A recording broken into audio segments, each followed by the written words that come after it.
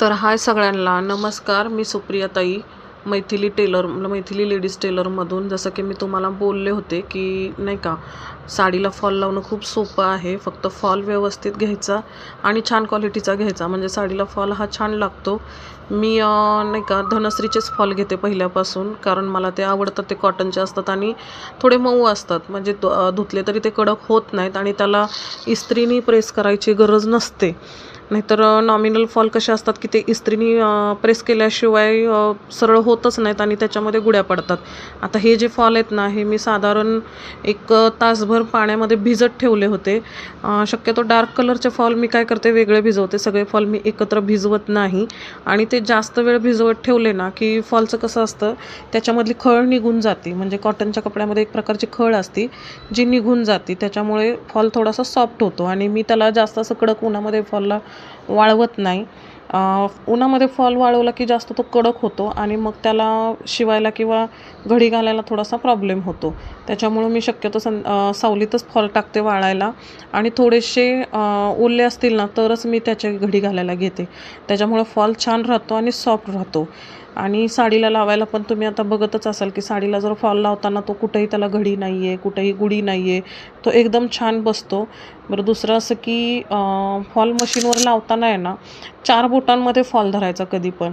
म्हणजे फॉलची जी लेंथ आहे आणि साडीची जी लेंथ आहे ती एका हाताने सरळ धरून दुसरा जो हात आपला आहे तो 4 बोटांनी जर पसरवून ठेवला तर फॉलमध्ये कुठेही घडी येत नाही, गुढी येत नाही आणि फॉल छानपैकी लागतो. आता फॉलचं कसं आहे, मी जसं म्हणजे मला कळतं आहे असं फॉल माझी एक इच्छा होती की नाही का, साडीला फॉल लावायला. मला तरी फार कंटाळाच येतो, म्हणजे मला तर आवडतच नाही साडीला फॉल लावायला, कंटाळायचंच काम आहे.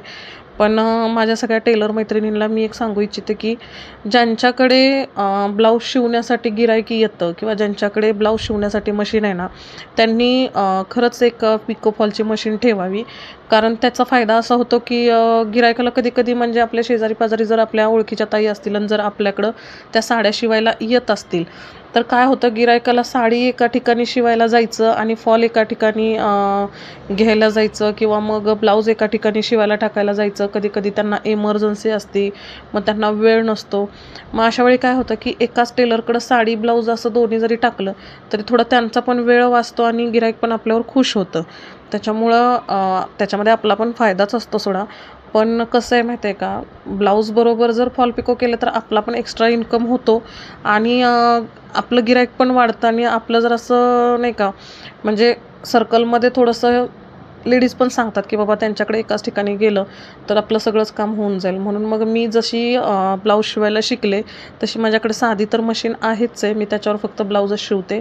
आणि मी ही माझी फॉल पिकोची मशीन जी आहे ती माझ्यासाठी स्वतःसाठी वेगळी घेतली. सगळ्यात पहिले तर मी फॉल लावायलाच शिकले होते आणि मी फॉल लावायला परफेक्टच आहे. मला येतात चांगले फॉल लावायला. कारण मला हे फॉल लावायचं काम आवडत नाही, कारण त्याच्यामध्ये खूप झंझट असते आणि ते फॉल आणा, धुवा, परफेक्ट मॅचिंग खूप प्रॉब्लेम येतो. नव्या नव्या साड्या असतात आणि बायकांना मिसमॅच अजिबात आवडत नाही. कारण कसं असतं, त्या ॲक्च्युअल कार्यक्रमासाठी किंवा एखाद्या चांगल्या वेळेसाठी घेतलेल्या साड्या असतात आणि मिसमॅच फॉल लावला की मग त्या नाराज होतात. त्याच्यामुळे हे फॉलचं काम थोडंसं क्रिटिकलच आहे. सो फॉल मी तरी आत्ता बाहेरच देते हातशिलाईसाठी, कारण मी स्वतः हातशिलाई करत नाही आणि मला वेगळी पण मशीनवरची खूप जास्त कामं असतात. त्याच्यामुळं मला हातशिलाई करायला वेळच भेटत नाही. तुम्हाला कशी वाटला हा व्हिडिओ मला कमेंटमध्ये नक्की सांगा. आणि फॉल एकदम सुरळीत लागले आणि छान लागले. So bye.